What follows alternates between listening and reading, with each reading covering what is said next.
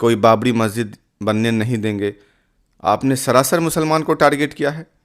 किसी की औकात नहीं है कि हिंदुस्तान में किसी मस्जिद को बनने से रोके।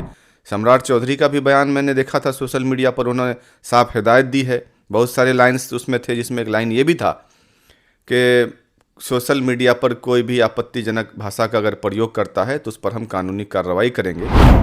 अख्तर ईमान साहब से ही मुझे दिक्कत है सबसे ज़्यादा। ओवैसी साहब देखिए, वो नेशनल लीडर है, वो उनको उतनी जानकारी नहीं रहती है कि ये लोग क्या कर रहे हैं, नीचे नहीं कर। आप गाड़ी का खर्च नहीं उठा पा रहे हैं तो इलेक्शन आप कैसे फाइट कीजिएगा? ज़रूरत है ना, आपको कम टाइम मिलता है, लोगों तक पहुंचना खर्च तो है ही।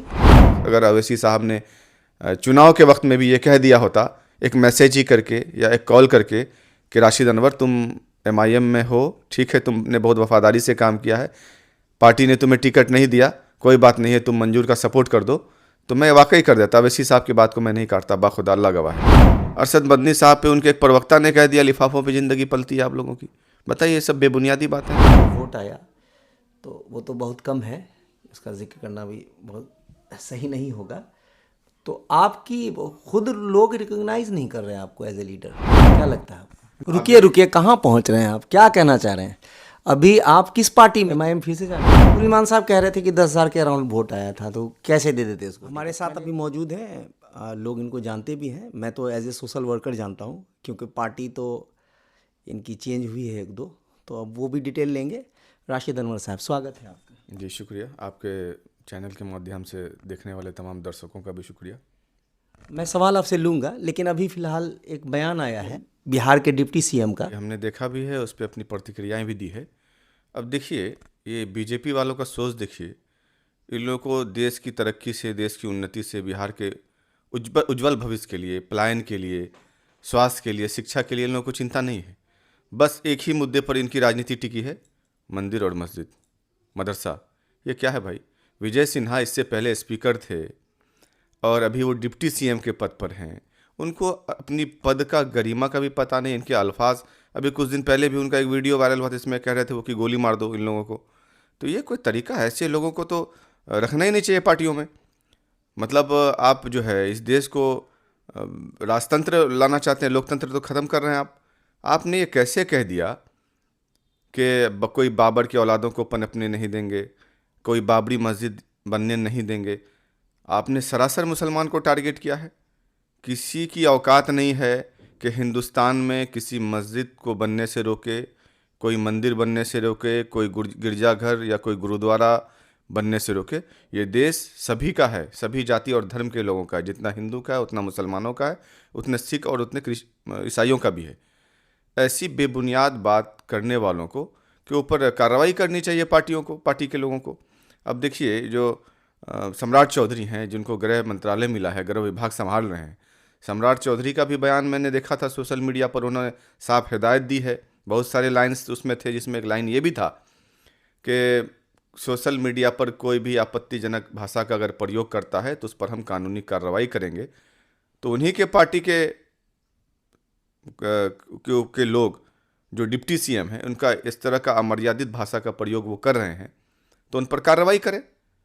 और कोई कह रहा है कि हम बाबर को पनपने नहीं देंगे, मंदिर मस्जिद को बनने नहीं देंगे, किसी की औकात नहीं है कि मस्जिद बना ले। कोई कह रहा है हैदराबाद से सीमांचल में आकर के बेबुनियादी बातें कर रहे हैं ये लोग, आके कह रहे हैं कि हम जो है उमर के बेटा को मुख्यमंत्री बनाएंगे, अब्दुल्ला के बेटा को मुख्यमंत्री बनाएंगे, फारूक के बेटा को मुख्यमंत्री बनाएंगे। ये सब कैसी राजनीति है? ये राजनीति आप धर्म के आधार पर कर रहे हैं।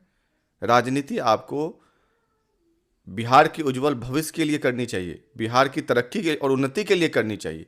लेकिन यहाँ सारी राजनीति जातिवाद पर खड़ा कर दिया है।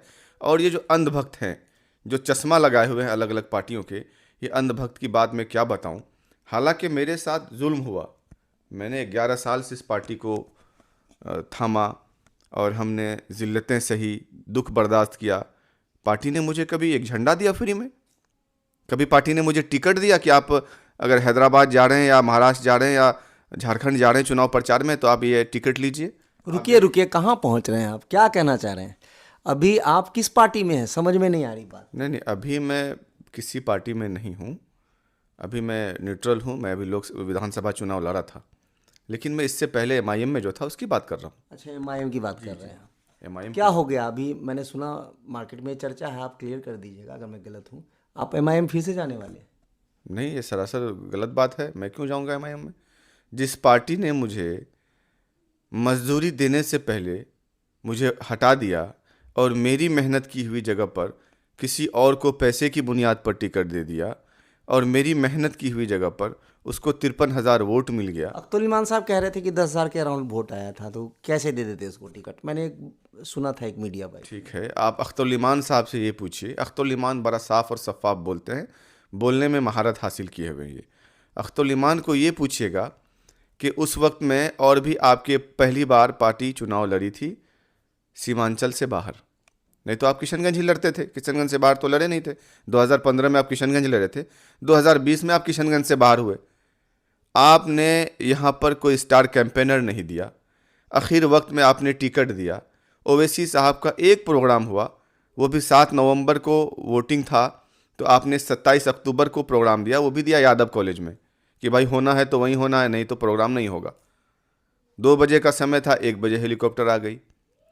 तो हम अपने तरीके से जितनी मेहनत कर पाए किए। पार्टी नई थी, मैं भी नया था, उसके बाद भी अल्हम्दुलिल्लाह अगर 9,000 वोट मुझे आता है तो आप वोट क्यों देखते हैं? आप ये देखिए ना कि 14 उम्मीदवार थे, 14 उम्मीदवारों में से मैं तीसरे नंबर पर था। चौथे नंबर पर चंद्रशेखर सिंह बब्बन जो जिला परिषद थे और वो एक मजे हुए मजबूत नेता हैं, अररिया के भाजपा के जन्मदाता हैं। प्रदीप सिंह को एमएलए और एमपी बनाने में उनका बड़ा योगदान रहा है। वो हमसे बाद में रहे, लोजपा के टिकट से चुनाव लड़े थे, चौथे नंबर पर वो रहे।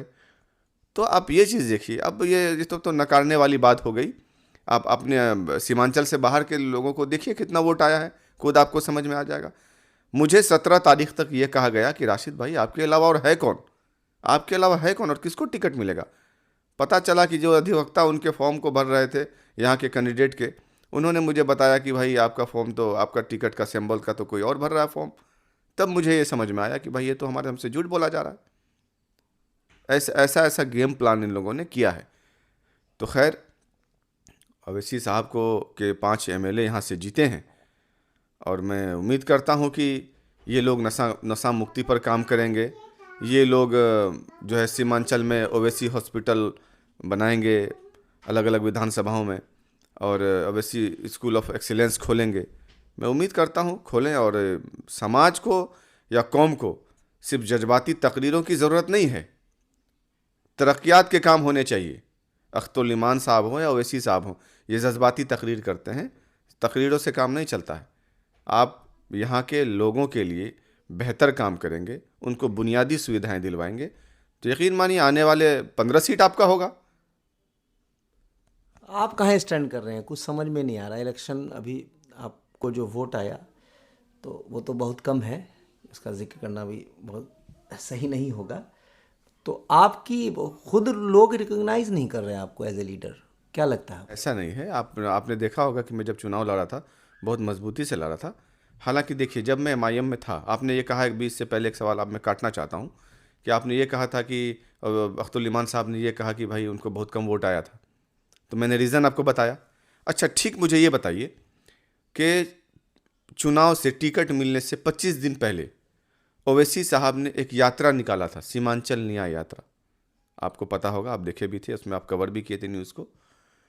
तो सीमांचल न्याय यात्रा के नाम पर पूरे सीमांचल में जितनी भीड़ हुई थी जमा, उससे कई गुना, 10 गुना ज़्यादा भीड़ अररिया में जमा हुई थी कि नहीं हुई थी? यहाँ पे कौन उनका लीडर था? राशिद अनवर था कि नहीं था? इसके अलावा कौन था? आप उस दिन भी कहते भीड़ ऐसे इकट्ठा नहीं होती है, वोट में तब्दीली कहाँ होगी? भीड़ ऐसे इकट्ठा नहीं होती है। आप पहले ही कह देते वो वक्त कि राशिद बाबू, आप जो है, इस बार हमने सोचा है कि पार्टी किसी और को चुनाव लड़ाएगी, आप चुनाव नहीं लड़िएगा, जो एक तरीके की बात होती है। आपने वो भी नहीं कहा। आपने हमेशा 17 तारीख तक यही कहा कि आपके अलावा कोई है ही नहीं राशिद साहब वहाँ पर। ये अल्लाह ताला सब देखते हैं, कौन कितना सच बोलता है, कौन कितना झूठ बोलता है। ये अल्लाह रसूल के नाम पर लोगों को गुमराह करने वाले लोग हैं ये लोग। अभी अरशद मदनी साहब पे उनके एक प्रवक्ता ने कह दिया लिफाफों पे ज़िंदगी पलती है आप लोगों की। बताइए, ये सब बेबुनियादी बात है। एक आलिम की आप कदर नहीं कर रहे हैं। मौलाना अब्दुल्ला सालिम साहब को आपने टिकट नहीं दिया, आपने मुफ्ती अतहर जावेद कासमी साहब को टिकट नहीं दिया, और आप अल्लाह रसूल की बात करते हैं। वो तो कह रहे थे कि मौलाना साहब बस पे चढ़ के गए थे गया तक। कहाँ है अख्तर साहब ने? फिर आप ये आंख बंद करके ढिंढोरा क्यों पीटते हैं कि मैं सीमांचल के मजलूमों को इंसाफ दिलाने आया हूँ, सीमांचल के गरीबों को नेता बनाने आया हूँ? फिर ये सब आपकी जो अल्फाज हैं, ये सब तो सिर्फ अल्फाज ही हैं। प्रैक्टिकल में देखिए, अगर राशिद साहब आप भी बहुत प्रैक्टिकल इंसान हैं, एक बेसिक खर्च है इलेक्शन में। अगर आप 4 चक्के का इंतजाम, देखिए उनका प्रैक्टिकल एक्सपेक्ट भी समझिए, जो मैं समझ पा रहा हूँ। आई माइट बी रॉन्ग और राइट, वो आप सही कर दीजिए अगर मैं गलत हूँ, कि अगर आप गाड़ी का खर्च नहीं उठा पा रहे हैं तो इलेक्शन आप कैसे फाइट कीजिएगा? ज़रूरत है ना, आपको कम टाइम मिलता है, लोगों तक पहुँचना, खर्च तो है ही। अख्तरुल ईमान साहब दवा की दुकान करते थे, वहाँ से तस्लीमुद्दीन साहब ने उनको जिला परिषद बनाया, जिला परिषद बने, उस वक्त कौन गाड़ी थी उनके पास? जिला परिषद से आरजेडी से एमएलए बने, कौन गाड़ी थी उनके पास? हाँ? तो आप जो बेबुनियाद बात कहते हैं कि उनके बस पे लटक के गए, हमने तो हमेशा मुफ्ती अतहर जावेद कासमी को स्कॉर्पियो से आते देखा है। और जिस आदमी के अंदर सलाहियत नहीं होगी, जबकि देखिए साफ़ सुथरी बात है, पार्टी के सभी लोग ये जानते हैं, चाहे जो भी वर्कर्स हों, उनको ये पता होता है कि पार्टी एक झंडा भी नहीं देती है आपको, ना कोई खर्चा देती है। तो अब वो आदमी कैसे हिम्मत कर लेगा कि हम बिना पैसे का चुनाव लड़ें? ये सोचने वाली बात है। इसलिए सब बेबुनियाद इल्ज़ाम है कि वो बस पे लटक के गए तो उनके पास गाड़ियाँ नहीं हैं। राशिद अनवर पिछली दफ़ा 2020 में चुनाव लड़ा, क्या राशिद अनवर ने आपसे झंडा लिया? हाँ, झंडा भी हमने ख़रीद कर लिया आपसे। सभाएं हुई, उसमें हमने सारा इंतज़ाम किया, हेलीकॉप्टर का भाड़ा हमने दिया, हमने क्या कमी की? अच्छा, आप ही मुझे बताइए, मैं कैसे असेस करूं? आपको अभी वोट आया ही नहीं, इससे पहले आपको 10,000 के अंडर ही वोट आया था। अभी एमआईएम को अररिया की बात कर लो तो अराउंड 54 है, यही। अब मंजूर साहब बड़े हॉस्पिटलों और होटलों के मालिक ज़रूर हैं, पैसे वाले हैं, इसमें कोई शक नहीं है। मंजूर साहब को 53,000 वोट कहाँ से मिला, ये बताइए? जब मैं एमआईएम में था, 261 टिकट मुझे व्हाट्सएप पे आया था, ये बोलकर आया था कि राशिद साहब मैं आपके लिए जा रहा हूँ, आपको वोट करूँगा, आपके लिए मेहनत भी करूँगा। तो आखिर में जब मेरे साथ इतनी बड़ी नाइंसाफ़ी हुई तो हमने, मेरे पास जो डेटा था, हमने उन सबको कॉल किया आखिर लास्ट नाइट को, वोटिंग से एक दिन पहले। तो उन लोगों ने बड़ा दुख और गम का इजहार किया कि राशिद भाई, आपको इस बार टिकट मिलता तो आप चुनाव जीत जाते। हम लोगों को बड़ा दुख है, बड़ा गम है, तकलीफ़ में है, हम लोग सदमे में हैं, लेकिन क्या करेंगे, अवैसी साहब को वोट देना है हम लोगों को, अवैसी साहब को देख रहे हैं। तो अब ये बताइए, अवैसी साहब के प्रचार किसने किया यहाँ पे अररिया में? अवैसी साहब के लिए मेहनत किसने किया अररिया में 11 सालों तक? अपने जान माल और वक्त को किसने लगाया? अब एक चीज़ आपको बताऊं कि ये बहुत घटिया बात है ये, कि अररिया नहीं बल्कि जो उत्तर प्रदेश के लोग, वहाँ पे दुबई में रहने वाले लोग, सऊदी में रहने वाले लोग, सोशल मीडिया पर आके उल्टा पुल्टा लिखते हैं, मेरे कमेंट्स में आ जाते हैं उल्टा पुल्टा। देखिए लोगों का मानसिकता कितना घटिया हो गया है। अब ये कैसे अंधभक्त बने बैठे हैं। अरे मेरे भाई, हक और सच का साथ दीजिए, जो सही है वो सही है, जो गलत है वो गलत। हाँ, जो सही है सही है, जो गलत है गलत है। हमेशा हक और सच का साथ दीजिए। अंधभक्त बने बैठे हैं, कौन सा चश्मा लगा के बैठे हैं आप लोग? जिस तरीके से बीजेपी के अंधभक्त हैं, उसी तरीके से एमआईएम के भी अंधभक्त हैं। मैंने कई लीडरों से ये सवाल किया है कि जो एब्यूसिव लैंग्वेज का यूज़ करते हैं, कमेंट ऐसा होता है कि मैं आपको सुना भी नहीं सकता, माँ बहन की गाली लेके वो वहाँ पे लिखते हैं, कमेंट करते हैं। तो कौन लोग हैं ये? बोले वो एमआईएम के लोग नहीं हैं। ये सारे अब एमआईएम के लोग नहीं हैं तो इसका मतलब है आरएसएस के लोग हैं। इसका मतलब है आरएसएस ये जो सोशल नेटवर्किंग चलाती है अपने लिए, तो एमआईएम के लिए भी कुछ रखी हुई होगी। अब ऐसी ऐसी बातें वो लोग करते हैं, फजूल की बातें, बिना सर पैर की बात, कि मैं आपको क्या बताऊं। मुझे ब्लॉक करना पड़ता है ऐसे लोगों को। और मेरी परवरिश उतनी गंदी है नहीं कि मैं फेसबुक पर आके कुछ उल्टा सीधा लिखूं, इसलिए मैं वो सब चीज़ को अवॉइड करता हूं। अब सारे जब मैं आईडी चेक करता हूं तो कोई दुबई में है, कोई मुजफ्फरपुर, कोई समस्तीपुर, कोई हांगकांग, कोई यूके, मतलब अजीब अजीब लोग हैं भाई।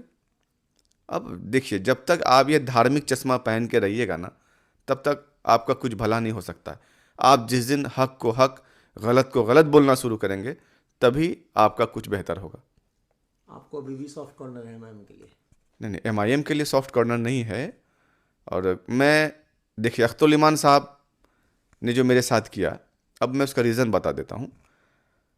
सर्वे जो बोलते हैं लोग, सर्वे, तो सर्वे में एक क्लियर था कि राशिद अनवर सीट निकाल रहा है अररिया से, चूँकि सिंगल आदमी थे हम अररिया में, मेरे अलावा जो कि में थे 2-3 और जगह 2-3-4 थे, लेकिन अररिया में तो मैं ही तनहा था।